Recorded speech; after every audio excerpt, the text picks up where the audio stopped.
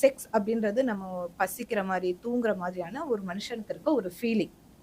One of the feeling. நம்ம எப்படி ஒரு சாப்பிடுறப்ப பசி வருது.